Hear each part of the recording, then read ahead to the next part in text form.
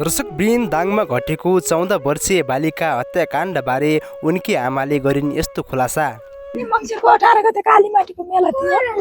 त्यो दिन मेरी छोरीलाई सीतापुरबाट बोल्दैछु आन्टी भने यहाँ अन्नुलाई मेरो बर्थडे छ भनेर पहिला बोलायो। त्यस पछाडि त्यो पुरै नम्बर थाहा छैन, लास्टमा 19 थियो। त्यो 18 गतेको दिनमा बोलाएको थियो त्यसले। त्यस पछाडि मेरी छोरी को त्यो सीतापुरबाट फोन गरेर तँलाई बोलाउने भन्दाखेरि तेरो बोर्डिङको विद्यार्थी त होइन, तेरो क्लासको साथी त होइन भने, मेरो हंसपुर पढ्ने साथी हो, मैले चिनेको छु भने।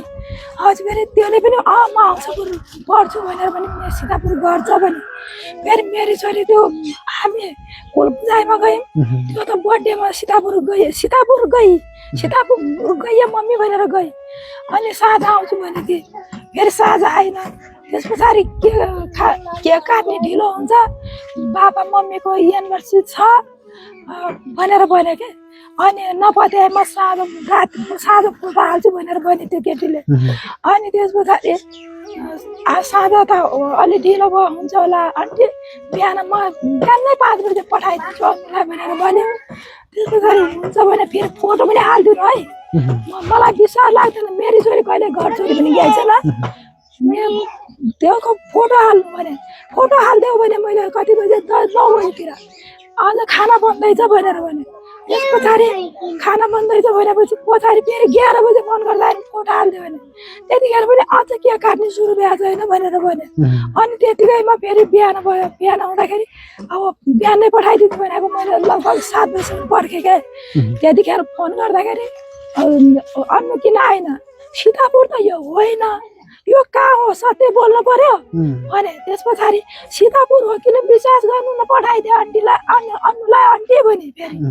अनि त्यस पछाडि फेरि मेरो बहिनी आयो, फेरि घरबाट यही आयो। फेरि अब अन्नु त हिजो गयो छैन, अन्नु त यहाँ। अनि यो केटीले फोन गर्छ, त्यसले बहिनीले पनि फोन गरे।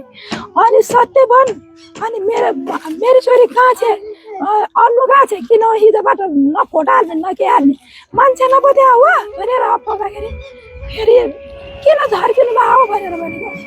तेरो नाम के हो, तेरो घर हंसपुर पर्छ कि पर्दैन, तेरो घर सीतापुर हो कि होइन भनेपछि त्यसले फोन बन्द गरेपछि फेरि त्यो अहिले त्यो केटो हो कि केटी हो, मेरी छोरी लग्नेवालालाई कन्ट्याक्ट गरायो, हुँइ हुँदैन सबै उसका नम्बरबाट फोन आयो। अन्नु मसित छैन आन्टी। अनि त्यस्तो अब आउँछ न अन्नु भनेर भन्यो क्या, अब आउँछ न अन्नु भनेर भन्यो। त्यो पनि केटीको आवाज थियो, केटो त थिएन, त्यो आवाज केटीको छ, यो त केटी हो। त्यस पछाडि अब आउँछ तब आउँछ, आएन। 5 बजे म पारी गएँ थिएँ, त्यो आएर चाहिँ अन्नुलाई छोड्न यहाँसम्म। तर मैले त्यसलाई देखिनँ, अरू मेरो बुहारीहरूले भदै बुहारीहरूले देखे। त्यो केटो हिस्समा आयो, अन्नुलाई नमार्नु होला है, अन्नुलाई बिल्कुल नमार्नु होला, यहाँ अन्नु कस्तो डराइछ, नमार्नु होला भनेर त्यसले